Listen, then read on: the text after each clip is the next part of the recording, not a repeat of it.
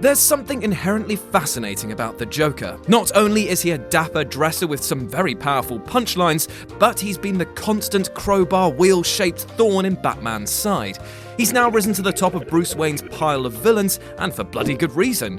Yet with all this exposure, there's still a great deal we don't know about the Clown Prince of Crime. He's been given multiple origin stories, and his motivations are at best oblique. And then there's the vast swathe of things that happened to the Mad Murderer, which we've just totally forgotten as time has gone on. So let's revisit some of the lesser-known aspects of this ever-smiling sadist. With this in mind, I'm Jules for WhatCulture.com, and these are 10 things you didn't know about the Joker. Number 10. He's teamed up with Carnage. Of all the crossovers between DC and Marvel, Spider-Man and Batman was one of my favourites. There was just something so nice about the ever-quipping Spider-Man meeting the grit that is the Batman. Unfortunately, as you might imagine, if the heroes are teaming up, then so are the villains. And I honestly can't imagine a more terrifying prospect than Carnage and the Joker. But that's what we got. The pair team up after an experiment to control their psychopathic tendencies using microchips fails. Once they free themselves, it's an all-you-can-eat spree of murder on the "oh shit, we gon' f*** you up" buffet. Luckily though, because of their chaotic and nihilistic actions, it led to bickering between the two, which allows Bats and the Webbed Warrior to get the best of them. Number 9. He fought Judge Dredd. Now, I'm just going to put this out there. If I was a villain and I saw Judge Dredd coming towards me, I'd give up quicker than my parents on me when I told them that I was doing an English degree. But not the Joker, who went against the granite-jawed lawman in Die Laughing. Joker's spirit is flung into the future of Mega City 1 and is appointed the 5th Dark Judge by Judge Death. And once he figures out how to possess a body, it's trouble for the apocalyptic inhabitants. He's even superpowered in this incarnation, with a laugh that makes people's heads explode, which is as awesome as it is terrifying. Although I can't imagine a tougher crowd to make laugh than Dredd and Bats. I tell you, it'd be quieter than a mime in an anechoic chamber. Puns, I've got them. Number 8. His girlfriend was originally a cartoon character. Harley Quinn has done the unthinkable. She's almost become as recognisable and beloved a member of Batman's rogues gallery as her beau. And if there's one thing that we do know about the Joker, it's that he never likes to be upstaged. Beginning her criminal career in the Batman animated TV show, Quinn was so popular with the fans that she made the leap to the printed page in the No Man's Land crossover. It's rare for this to happen, and infers therefore that you can have a healthy relationship with an animated woman. See, Mum, I told you it was normal! And before you say it, yes, I know healthy isn't the best way to term their relationship, but for the sake of a weeb joke on the web, I'm willing to make that work. Number 7. He was almost killed off. You wouldn't recognise it now that the Joker is the king of the Hoodlum Hill, but at one point he was considered so throwaway that he was going to be killed off after his first appearance. Back in the pulpy comic past of Batman, murder was a lot more common. Also, Batman wielded a gun a few times, so yeah, that's a thing. The Joker made his debut in Batman #1 in the 1940s and was due to die in the very next episode. Luckily, Whitney Ellsworth put his foot down and demanded the Joker return, which is good for us because it's given us some of the best narratives in comic history, but is definitely bad news for Bats. Number 6. Originally, he wasn't so murderous. Compared to his first outing, in which the Joker laughed and murdered his way through the narrative, he actually toned down a lot when the comics code was introduced. This said that there would be no sex, no bad language, and a lot less violence. This meant that for a good 20 years, the Joker was a lot less stab-happy and instead was a bit of a goof, committing silly capers and generally being a big old ball of cheese. His stories in particular were toned down, as the writers felt that a mass murderer getting away from Batman each time made the world's greatest detective look like a bit of a chump, which obviously isn't a problem nowadays. Number 5. He disappeared for almost a decade.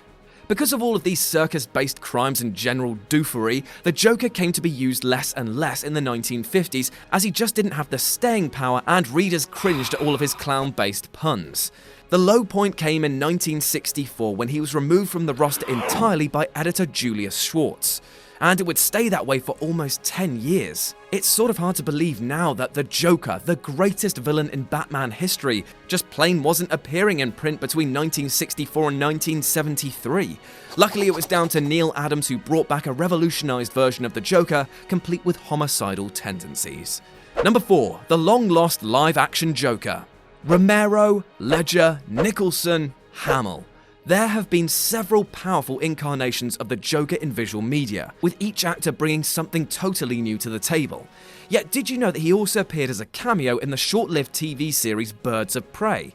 The show was based around a trio of female heroes, namely Black Canary, Huntress, and Batgirl, as they set up a new crime-fighting organization. The Dark Knight himself makes a short appearance, and in tow is the most heinous of clowns, the Joker. The actor playing him is Roger Stoneburner, in case you're wondering. Number 3. It's always the Joker, except once. The Clown Prince of Crime has gone through several redesigns over the years, yet for the most part all have retained the toxic bleached skin, the green hair, and some sort of purple attire. Weirdly though, his name has changed, as the version that appears in the animated series The Batman, which is also the most radical redesign of the lot, also forgoes the in his name. It's not the Joker, it's just Joker. A small thing to notice, but it makes this version stand out even more. Number 2. His absence from The Dark Knight Rises was actually explained.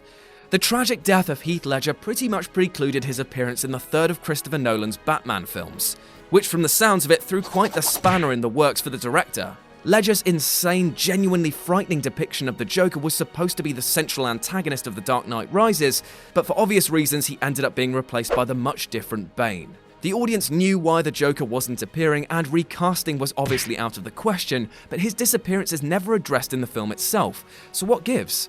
Well, the official novelization of The Dark Knight Rises gives a brief, fleeting mention of the Clown Prince of Crime. Apparently, after the Dent Act, all supervillains were moved from Arkham Asylum to Blackgate, except the Joker, who remained there and never got broken out by Bane, most likely for being batshit crazy. So in short, he's actually there, but just locked up. And number 1, Batman has considered killing him loads of times. After countless murder sprees and all manner of havoc, you'd think the Dark Knight would do away with his nemesis once and for all. However, as we know, he never does because of his precious "I'm not gonna kill anyone" rule, which seems utterly mental when the clown in question shows little hope of reforming. Still, this is a superhero comic about a crazy rich person fighting crime, so you've got to give the rule a little bit of leeway. That being said, Bats sure has thought about killing the Joker on numerous occasions. It's another battle that the Bat has to face, basically saying that the life of one is worth risking that of many, and it boils down to the Joker even asking to be killed so he can affect the Batman in more ways than physical pain. It's a multi-layered and complex issue that's often ignored, but when you see how close Batman gets to it sometimes, it really shouldn't be. And that's our list. Got any other lesser known facts about the Joker? Well, let me know about them in the comments section below. And why not swing by whatculture.com for more news and articles like this every goddamn day. As always, I've been Jules, you've been awesome, and I'll speak to you soon.